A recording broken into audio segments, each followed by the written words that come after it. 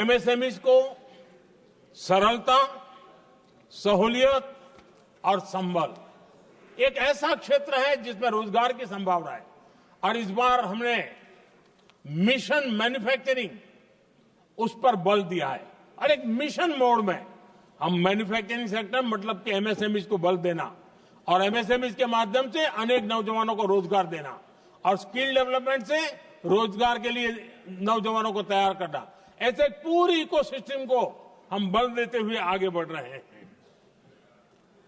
MSME sector में सुधार के लिए कई पहलुओं पर हमने काम शुरू किया है। एमएसएमई के लिए क्राइटेरिया 2006 में बनाया गया था, उसे अपडेट नहीं किया गया। पिछले 10 वर्षों में इस क्राइटेरिया में हमने 2 बार अपग्रेडेशन करने का प्रयास किया और इस बार एक बहुत बड़ा जंप लगाया है। पहली बार 2020 में, दूसरी बार इस बजट में हमने एमएसएमई को आगे बढ़ाने का प्रयास किया है। हर तरफ उनको आर्थिक सहायता दी जा रही है। एमएसएमई के सामने चुनौती फॉर्मल फाइनेंशियल रिसोर्सेज की कमी की रही है।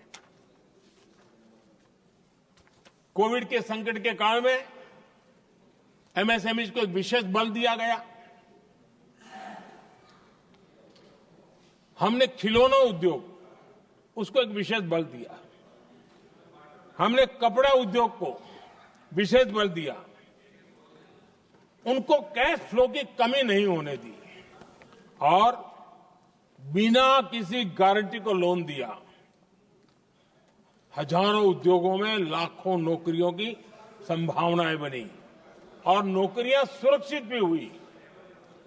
छोटे उद्योग, उनके लिए customised credit card, credit guarantee coverage, उस दिशा में हमने कदम उठाए जिसके कारण वो अपने ईज ऑफ डूइंग बिजनेस को भी बढ़ावा मिले और वो गैर जरूरी नियमों को कम करने का कारण उनका एडमिनिस्ट्रेटिव बोझ जो रहता था, एक आध व्यक्ति को उनको काम पर पैसा देना पड़ता था, वो भी बंद कर दिया गया। एमएसएमई को बढ़ावा देने के लिए जो हमने नई नीतियां बनाई है, आपको खुशी होगी, एक समय था 2014 के पहले खिलौने जैसी चीजें हम इंपोर्ट करते थे। आज मैं गर्व से कह सकता हूं कि मेरे देश के खिलौने बनाने वाले छोटे उद्योग आज दुनिया के अंदर खिलौने एक्सपोर्ट हो रहे हैं।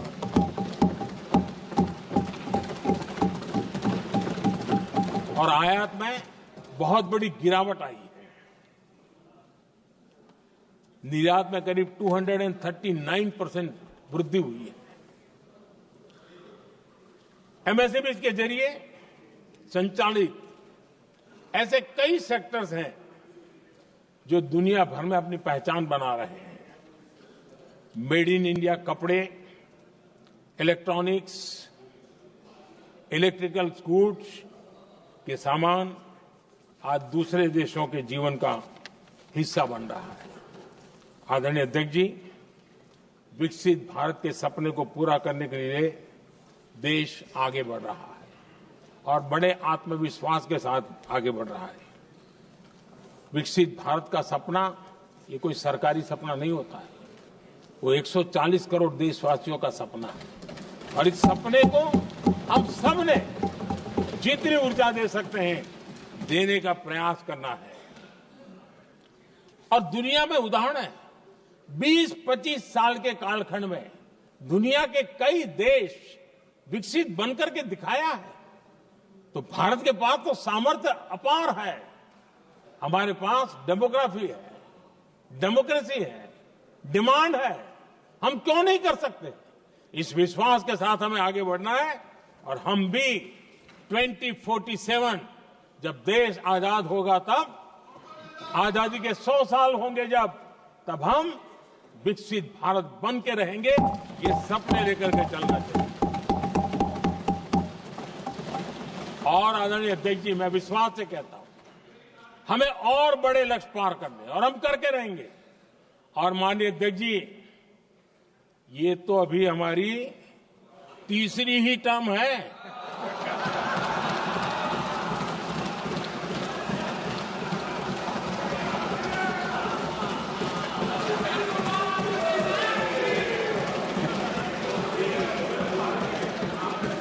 हम देश की आवश्यकता के अनुसार आधुनिक भारत बनाने के लिए, सक्षम भारत बनाने के लिए और विकसित भारत का संकल्प साकार करने के लिए हम आने वाले अनेक वर्षों तक जुटे रहने वाले हैं।